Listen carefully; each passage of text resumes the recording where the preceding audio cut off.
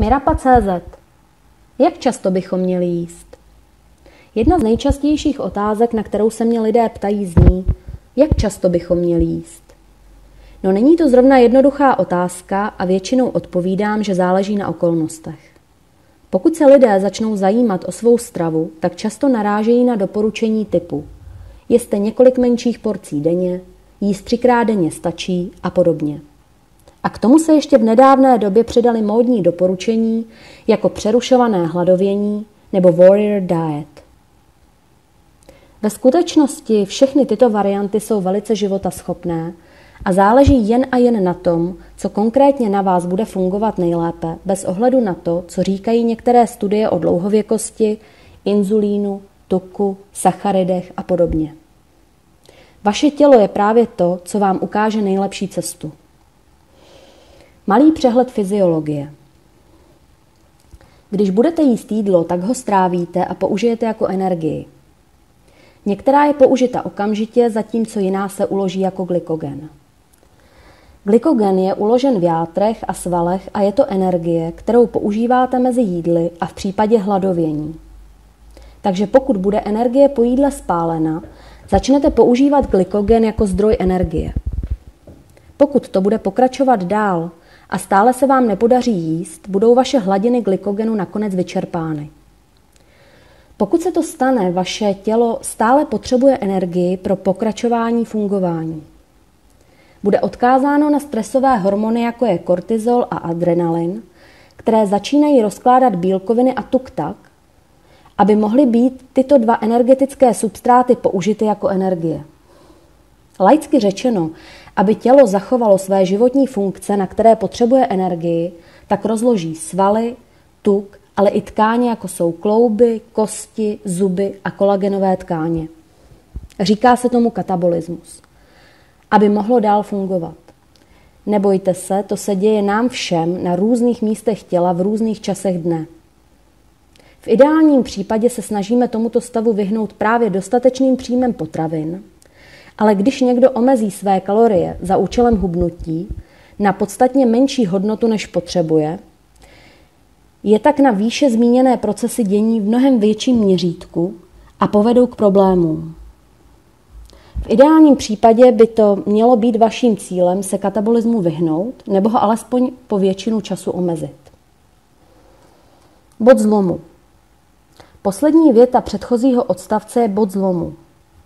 To je místo, kdy se načasování jídla stane individuální podle toho, co pro vás pracuje.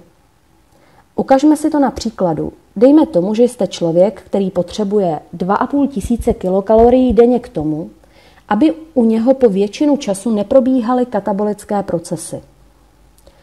Pokud máte dostatečnou trávicí kapacitu, tak můžete klidně jíst 3 velká jídla, každé o obsahu 830 kalorií. A bude to fungovat.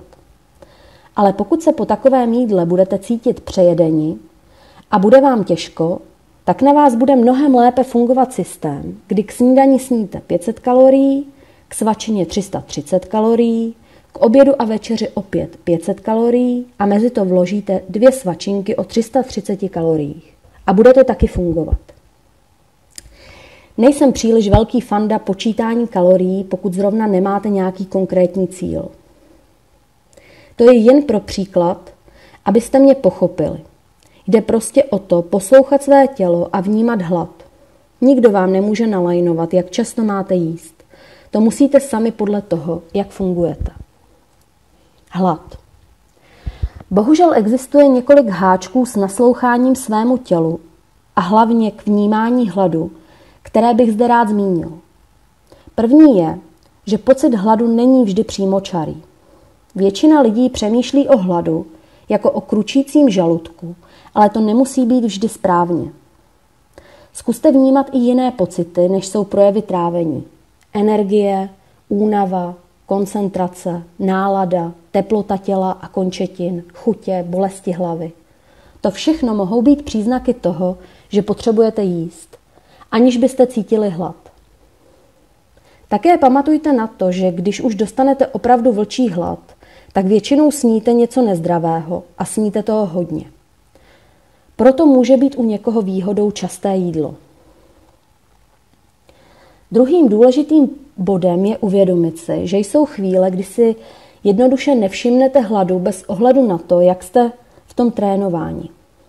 Pracuji s mnoha lidmi, kteří mají velmi náročné a stresující zaměstnání. Od okamžiku, kdy vstoupí do kanceláře nebo prostě do zaměstnání, jsou jejich přirozené tělesné projevy v háji. Pracují pod takovým stresem anebo s takovým nadšením, že hodiny ubíhají jako minuty a najednou jsou 2 hodiny odpoledne a oni zjistí, že od snídaně ještě nejedli. Samozřejmě se pak jdou naobědvat, ale práce po obědě se pro ně stává peklem, protože je oběd doslova uspí. Celé dopoledne pracovali na stresové hormony kortizol a adrenalin a obědem tyto hormony sníží a tělo má pocit, že může konečně odpočívat. Těmto klientům většinou navrhnu, ať se mohutně nasnídají a do práce si sebou vezmou rychlou a chutnou svačinku a najedí se i přesto, že v zápalu práce nepociťují hlad. Ve většině případů se tímto postupem odstraní pocit únavy po obědě. Bohužel v dnešní době vídám často doporučení nesnídat, neobědvat, jet naplno až do večera, ale toto prostě není správné. Dokonce znám člověka, který si na tom, že učí lidi nejíst, založil výnosný obchod. Doufám, že jste z mého článku pochopili, jaké to může být dlouhodobé následky. Třetí a poslední bod se týká osob s velkou historií dietování, nebo těch, kteří samovolně trpí nepravidelným stravováním.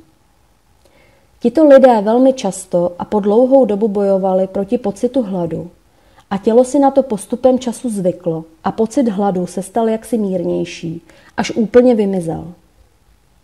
U těchto lidí se většinou objeví až po 17. hodině, kdy silně poklesne hladina kortizolu a oni dostanou vlčí hlad a téměř vždy to skončí nekontrolovatelným příjmem jídla ve večerních hodinách. Nárazovité přejídání. V těchto případech je má rada stejná jako u velmi zaměstnaných osob. Pokuste se jíst každé 3 až 4 hodiny i bez pocitu hladu. Zatím se ve všech případech, když jsem to doporučil, večerní přejídání nedostavilo. Také si tito lidé všimnou, že se jim najednou pocit hladu vrací a oni musí jíst, aby jejich těla měla energii. Pak se hlad stává skutečným ukazatelem toho, kolik potřebují jídla, protože byli dlouhodobě podvyživeni a tělo se to snaží kompenzovat. Důležité je se toho nezaleknout a nespadnout opět do diety. Oni vždy přiberou, je to prostě jojo efekt. Je to, jako byste dostali poznámku za nevhodné chování. Časem se to zase spraví, když budete na tělo hodný. Sledujte nás také na Facebooku, Google+, Twitteru a YouTube.